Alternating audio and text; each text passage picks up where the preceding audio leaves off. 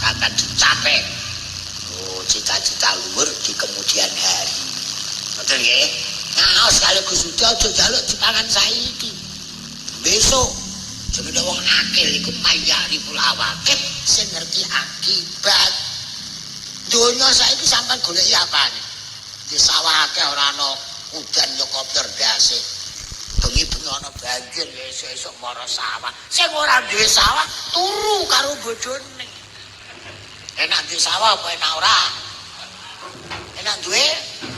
Ngene kok. Sudah kok dilakoni ae. Nah, aku tak bubarno. Golek kiai niku kon iki. Oh, ulang tahun ya sakarepku ae. Sing seneng-seneng.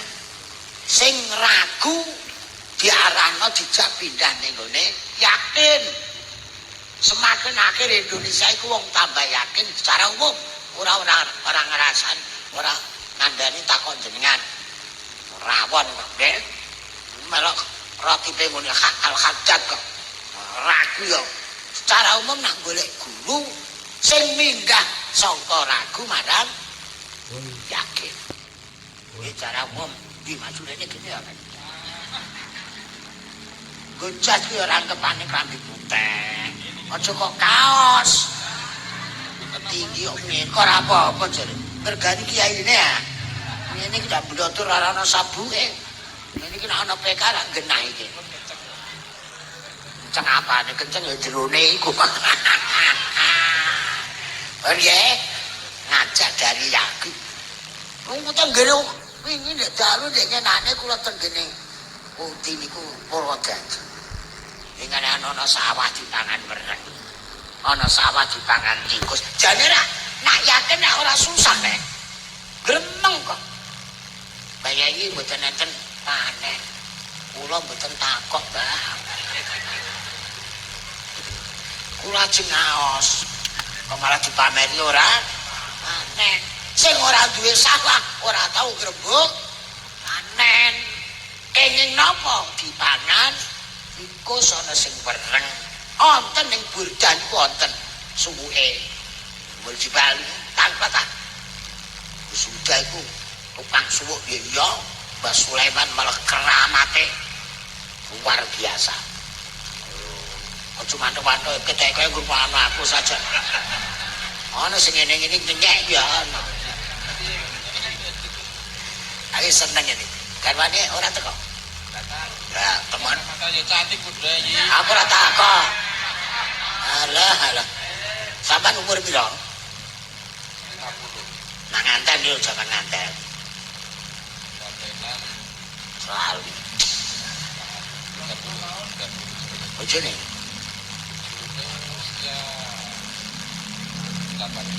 18. Isi aku umur 46 bojoku 20 tahun. Padahal ora petinggi.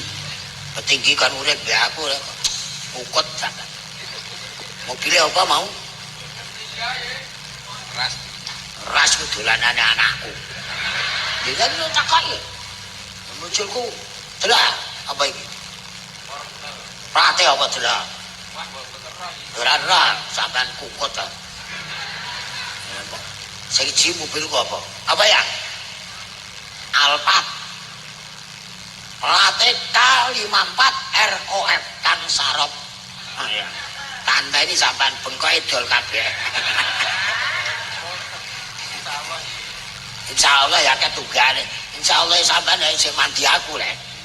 Insyaallah wae nang biasa ya ora duwe. Tajak guyon nggih. Kala-kala iki undangno kula kali Gus Suda iku karepe gen ana hiburan semangat. Ulang tahun yang ke-10 harus ada semangat kan. Wis tak kandhakno nggih. Golek kiai sing sangka ragu dijak pindah marang ya yakin. Nyanyian cah sekolah iku wis tak komentari dari yakin rapo. Hati ikhlasku kodok. Sampai ini upama contoh ciri-cirian. Ya ana panitia ngedung jajan ngene. Pamane agak tekan mbok iku kudu ireng ditimbali Pak Inggi. Terus ora balik neh. Sebelahe ora umume wong jenengan ra umum. Pengajian kelas berat kok oleh mesak Ngedos. Selamain blas. Ini ki gue takoki ra ngene. Zuhud apa terakhir ra apa-apane zuhud. Zuhud ku duwe tapi ora gelem. Ngono lho, Bu. Kanjeng Nabi bisa menjadi orang terkaya, bisa menjadi orang miskin, tapi Kanjeng Nabi milih. Kanjeng Nabi milih miskin. Sampeyan ra ora. Menak pas ra duwe nek aku niru Kanjeng Nabi apane? Terakhir sugih ora kasil melarat kepeksa. Melarate kepeksa. Lha kok kepeksa? Nyatane donga ya Allah Gusti nyuwun rezeki ingkang akeh didangu ora usah Gusuda. Tak takoki aku njaluk rezeki kok akeh nggo apa? Ayo jawab tanteni. Enak kali protaja jago. Sapa sing muni mau itu kasana? Wis tak leh ora usum mau itu kasana, sekarang sudah berubah menjadi maidu kasana. Iki dipaidu lho. Padha dadi lurah karo kasa lho iki. Dipaidu. Ya Allah, akeh kang pinter maca kitab seneng maidu.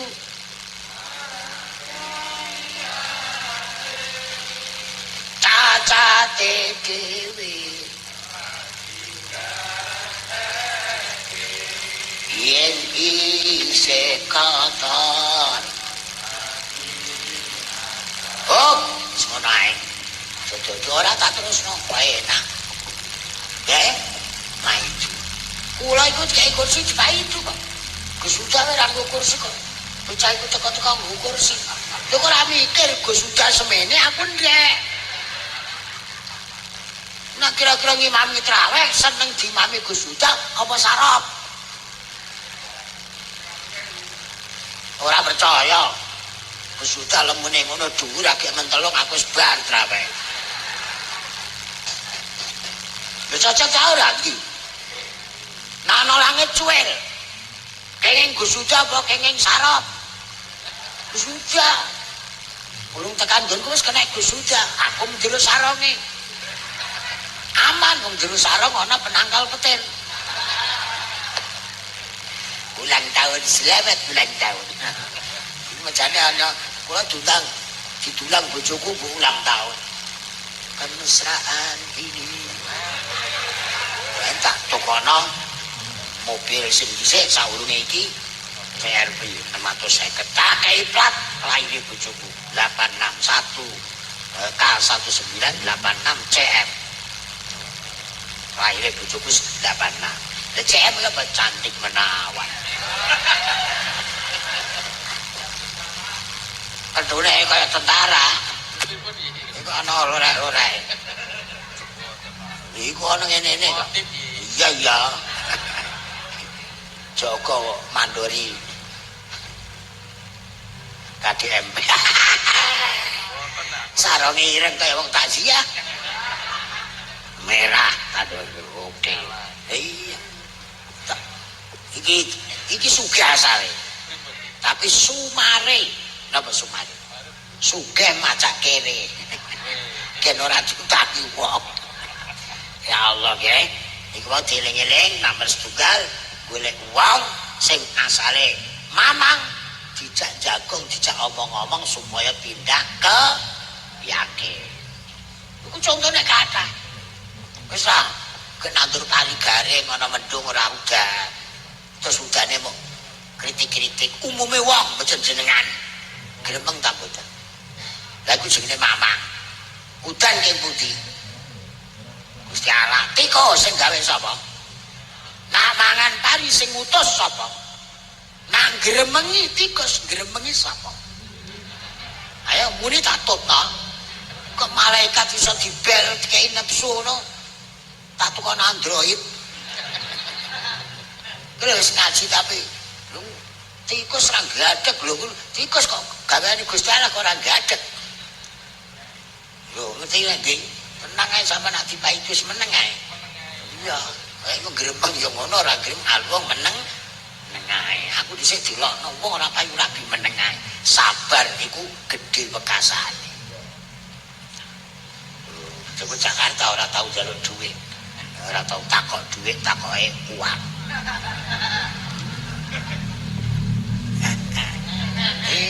Kene wiya orang menyari sumpah. Allah nggih. Sekali melok roti ban tetap. Aja mamak. Engko nek wis mulai saka kiai ini, roti ku ndak marahi apa? Alam mbah aku.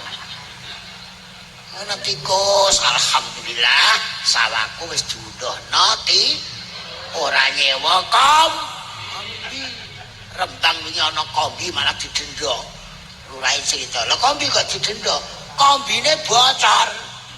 Mestine sawah itu untuk 50 sak untuk 10. Aku ya guyu, gegeran karo sing duwe kombi, sing ora di sawah turu karo bojo. Entuk kan? Isik-isik batuke bojo entokan nisor batu iki dina napa Pak iki dina napa dina kok nganti lali malam Senin ora tiba minggu aja nganti muni minggu jangan diulang Ahad malam Senin coba muni malam Senin. Alang ini jadi waraku. Ini jadi petinggi. Ini menang suwe Gus sudah balik-balik. Mulai nyuwun candemak jadi petinggi. Bareng jadi pun kowe kelem terus ora iso asat. Kantem ana buan sebulan kukut daerah tindas. Kadek saiki rokok sukun muda. Aku ora isin.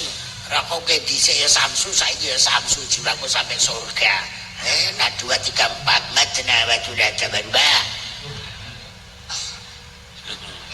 Sampan sarjana apa? Saya bukan sarjana. Nyonyane? Nyonyane sekolah ya apa? Ya biasa saja. Sekolah ya biasa, sekolah kethek ya ora ana. Sing apik adalah manusia biasa. Lah nek pidato Pak iki ora sah. Basa-basi, kula niki menungso biasa, nah ora tak sawat kowe kira ngono. Iki watuk ya watuk biasa, watuke wong sugih. Sak watuke iki ngenteni BLT. Senengane jago mbek aku. Lha ngono kok ora tau rono. Tenang, Pak iki ku bolokku. Tak enak ngrungokno kula. Lali orang nak di utang. Ya Allah, guys, tunggal catat iki nggih. Ya ndok nggih. Kesudan ngejak mamang apa ngejak yakin. Nah. Onten kaya suwuk tikus ten ngene burdah iku ana. Bersibah pas salah musal iki mah. Doroan patang bet. Suwe Gusta dhewe iki aku dhewe. Aja ngantek ketekuk tulisane, carane tekulise akeh ditulis patang bet. Kayak plastik, kayak jagat, cendel, nopat-pat ning gone sawah. Nah dipanan tikus tak ijoli. Lah iki jenenge mamang. Ayo. Nek tikus diracun. Ku makhluke Gusti Allah iku. Leres nggih? Tikus diracun mati 17. Kancane liwat. Ya dilo. Kancaku kok disikat karo manusia jahat. Langsung tuku Android deh, tuku Apple, ngebel kancane. Erok ini, kawan-kawan kita dihancurkan kalau manusia jahat. Nanti malam kita rapat setelah pilpres. Nah, sing rotiban ora entuk ngono. Ya liyane barang khususe sing rotiban. Ono ngapal Quran kok gremeng. Iki kula medhate ngapal Quran. Diwas dilem iki habidah iya nek wani ngapal Quran prilakune aja kaya sing ora apal Quran. Ono ora poso kene poso sunat. Kula sing ora apal Quran poso tapi ora tau tekan magrib. Tamuku kebak terus ki. Kowe iki wae tamu bodho. Ndek iki kula ngantenane omahku tak buka cah patayat mergo bojo kula patayat. Takok iya. Lho kok do pinter. Kula nek omah kula kula ulang tahun digekno patung aku. Dijunjung dienggo salaman-salam. Dhuwit njupuk dhewe aku takoki hayang. Dhuwitku tak siapno lek takon njupuk dhewe-dhewe. Ya.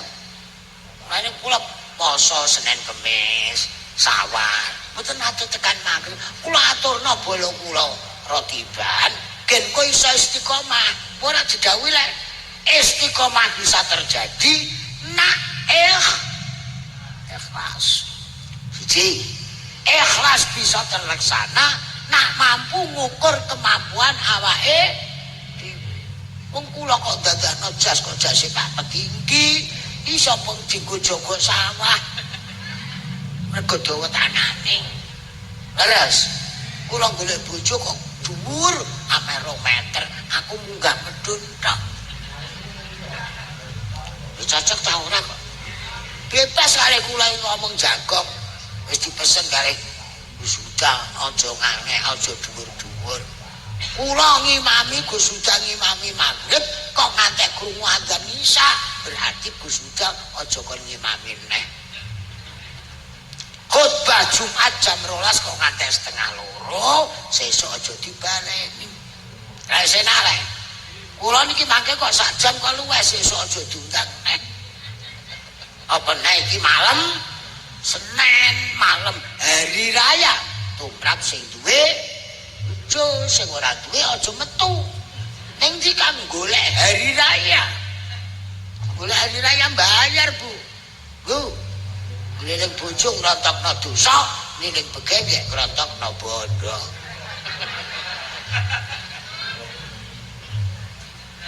Enak ana sendenane kaya DPR muncul. DPR iki daya pikir rendah. Kula anggota dewan PD nak nyawang apa? Kandan. Urip enak-enakne wis malah tiban kok susah. Nah susah pecat ta wis. Kiai kok susah tak pengen ngundang kiai kok. Pama iki siapa namanya? Nah? Ustaz Cidi. Zudi. Zuh, iku Zudi kudu gedeng bodol. Ya ora gedeng ora aja kumantil. Iki wis ora kumantil. Nyatane di omah dipedet ya ora dicancang nek wetenge. Ya ngono iso dimaknani, iso semanak karo umat, ya. Ora kok diukur kudu padha kabeh. Urung mesti sami pramila. Saleh niku ukurane mboten kudu mesti. Saleh Pak Lurah ya ngene iki. Saleh sing ora lurah ya ngene iki. Saleh terbangan ya ngeplai terbang. Pak Lurah kok ngeplai terbang peok. Wong biasane nyekel pulpen. Ngertos? Mulane sing ahli terbangan kowe Joko nang lamar aja tanggane dhewe. Gemoh mergo ngerti sampean tukang ngeplai nang lilir, lindur ngeplak apa. Ngono-ngono barang. Rotiban ya Allah, seneng. Nggih, aku dibolor roti pe seneng. Wis ana kuburan tak sapa pangeranmu? Aku rombongane Gus Huda. Oh, sing lemu iku. Oh ya.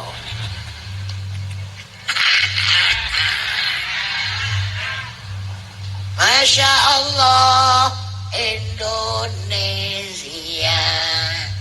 Tumadaraku tercinta. Itu terbangannya biasa. Wahai utusan Allah, wahai kekasih. Selawat sing kathah apa iki nggih?